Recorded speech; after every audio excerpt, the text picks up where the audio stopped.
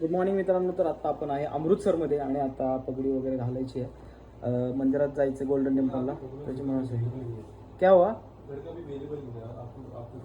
ठीक है चलेगा, पकड़ता हूँ मैं. ये भाई मुझे पगड़ी बांधने वाले आज. चलो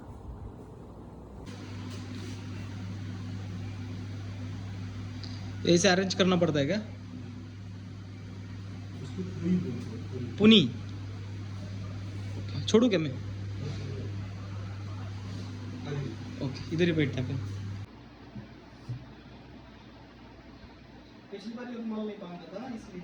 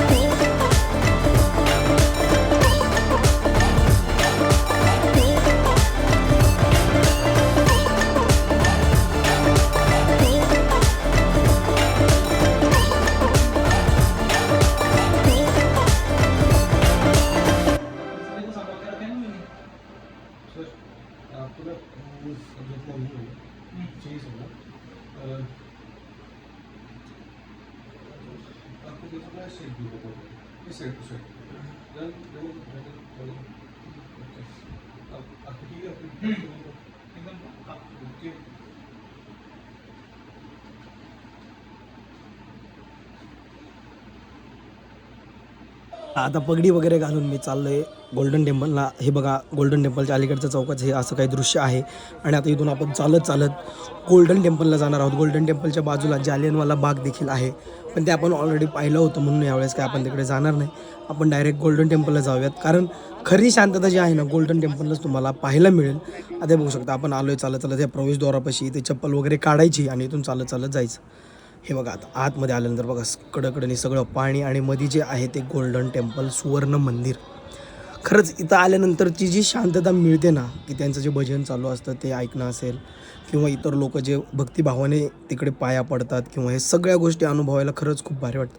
आणि हा बघा हाचा काही माझा लोक आहे आजचा, जे मी पगडी घातल्यानंतर खरंच पंजाबी वाटतो. कारण हा लोक नंतर माझ्या ट्रिपसोबत आलेले लोकसुद्धा मला ओळखत नव्हते, म्हणत होते की कहा से हो पाजी. तर असा हा माझा पंजाबी लुक तुम्हाला खरंच आवडला का? आणि हा व्लॉग देखील तुम्हाला आवडला का? हे कमेंटद्वारे नक्की कळवा.